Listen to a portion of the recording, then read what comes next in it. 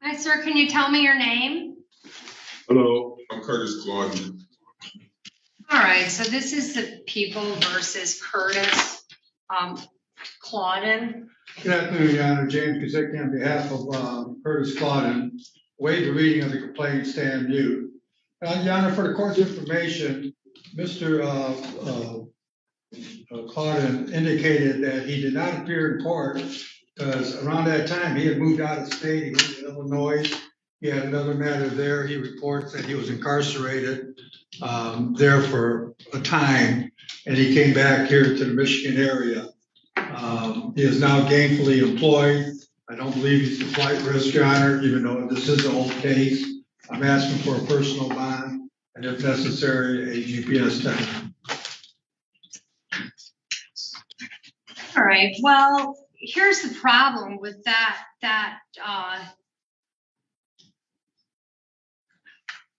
Here's the problem with that is Mr. Clauden was arraigned. I entered a not guilty plea on his behalf, but here's the thing. He was arraigned on this and was in 20 and would have been given his court dates immediately.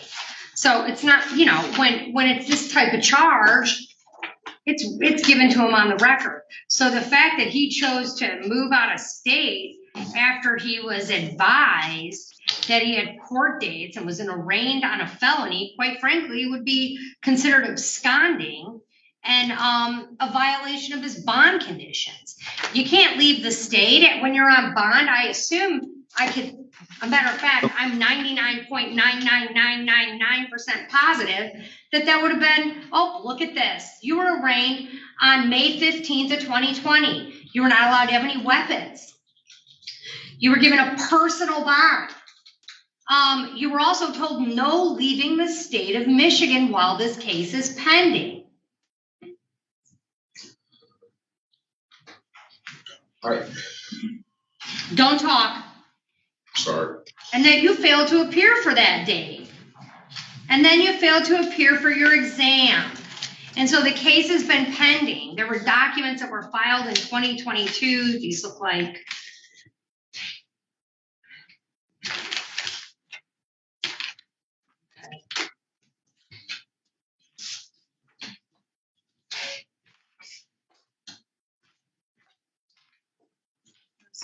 so he was aware, so he violated bond, he absconded, and then he presumably had a case out of someplace else while he was gone.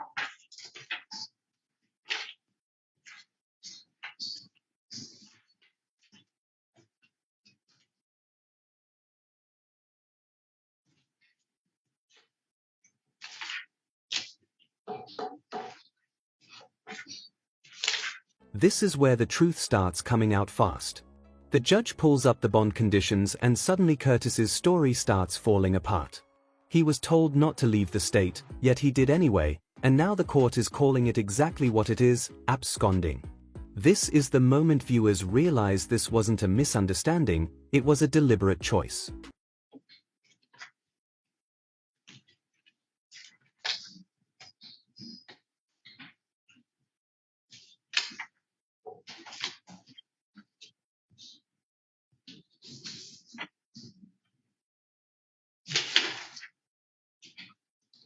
A lengthy history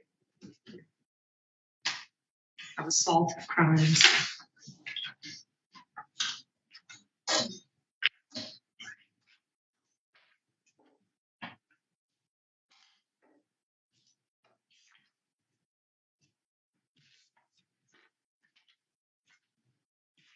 Did you get a chance to see this?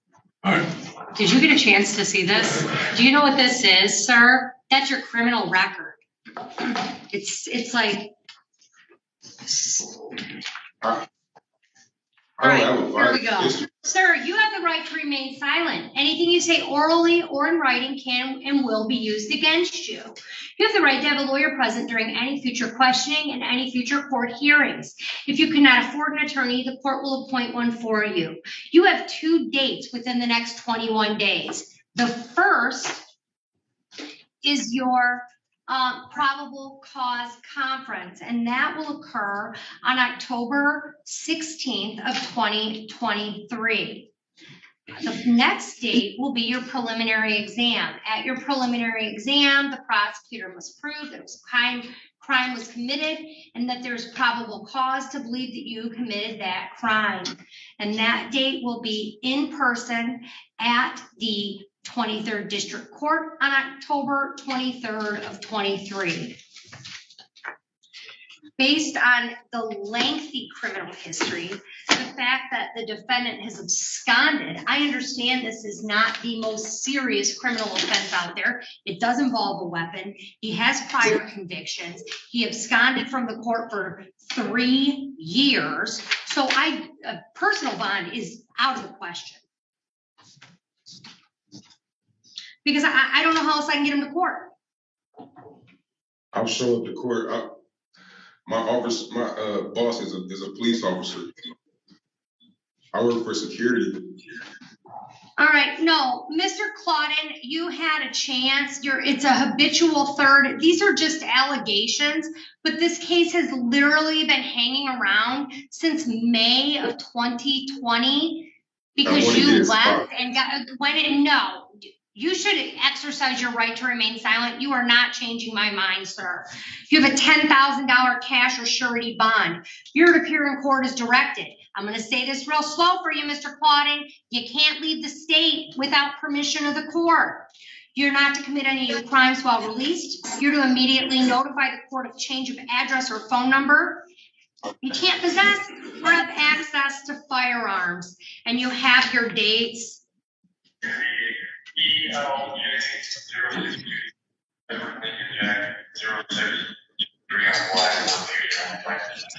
All right, we're all set. Thank you.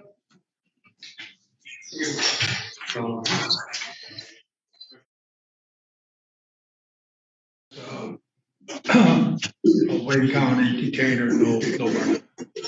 Okay. All right, sir. Is this Matthew Hall? Yes, Your Honor.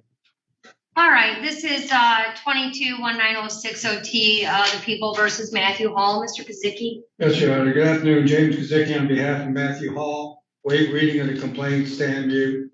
Your Honor, we're requesting a nominal bond in this matter. He failed to appear for restitution. I wasn't aware of the date. All right. So I'm going to enter a not guilty plea on his behalf. Sir, it's for restitution. You've already been sentenced. I mean, you were literally sentenced to pay $150 total with the payment plan of $50 a month. I'm going to go ahead and just assume that, yeah, no payments were ever made. Yeah, because I don't make payments to. In my via Zoom, before the court ended, it all went black. I got cut off, so I didn't really know what to do. Okay. I'm agreeing. I'll go pay it. Sir, did you go over your constitutional rights with your attorney listed in this advice of rights form? Yes, ma'am. Did you give your attorney permission to sign that? Yes, ma'am. And did you understand it? A little bit, not too much. I'm not very smart. All right, we'll read it all over again. Let me know if you have any questions. You have been brought to court on a misdemeanor or felony charge. All you're here on is you've already pled to the misdemeanor, sir. You were to appear at a restitution hearing and make payments. You were show cause and a warrant was issued because you failed to do both of those things. I've entered a not guilty plea on your behalf. You have the right to, well, at this point, you would have a right to a hearing on the violation. You could call witnesses if you wanted. You could see and hear and question all of the witnesses against you. You have a right to be a witness for yourself or to remain silent. And you also have a right to be presumed innocent. Honestly, sir, you owe the court $270 and you need to show up for the restitution hearing. That's really all you're here on. You've already pled. You've already been sentenced. You weren't given any probation or anything like that. It was just paying fines and fees. So I've granted the request for a court-appointed attorney.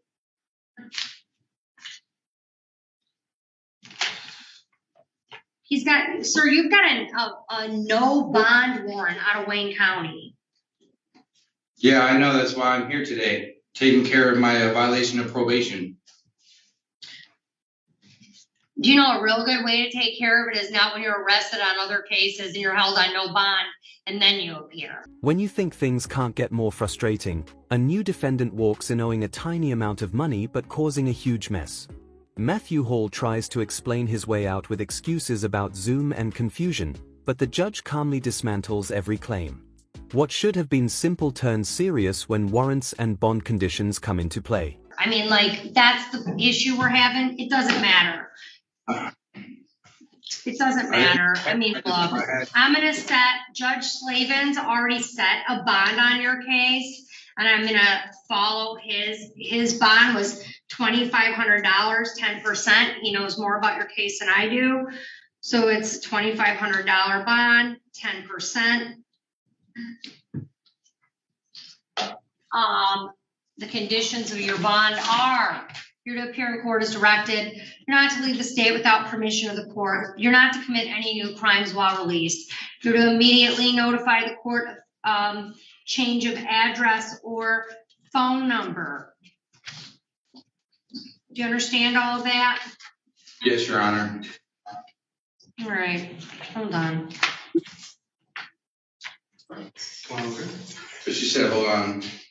Hold on. One sec, I'm almost done. That's okay.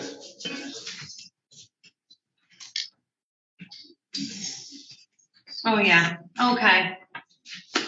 All right, we're all set. Here, thank you.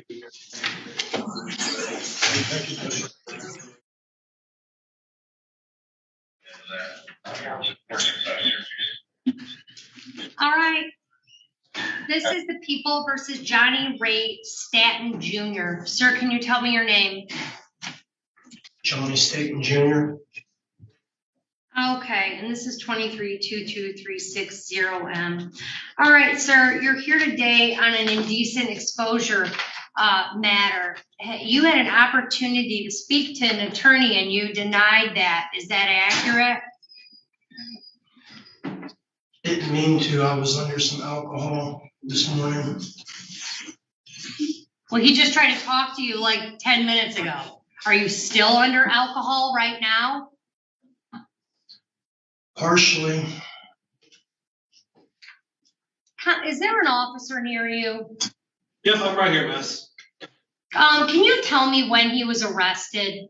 How long has he been in custody? He came in as, I want to say it was 9:35 last night at 10:04. So you're still drunk from 9:35 last night, sir? I didn't say I was drunk, Your Honor. Well, you said you're under the influence of alcohol. I can't arraign you if you don't know what's going on, sir.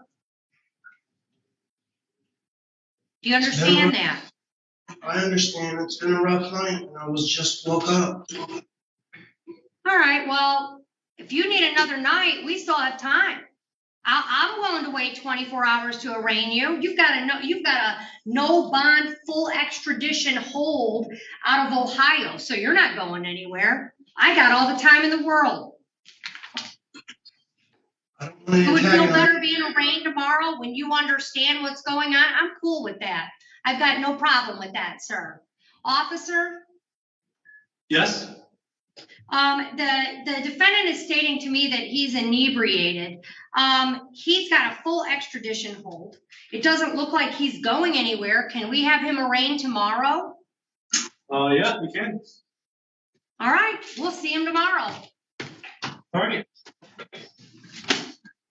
Thank you, Judge. Here's where this courtroom day takes a wild turn as Johnny Staton admits he's still under the influence while standing before the judge. Instead of rushing things, the judge shuts it down and reveals he's also wanted in another state, making this far more serious than it looks. If you enjoyed this breakdown, make sure to like the video, subscribe to the channel, and we'll see you in the next video.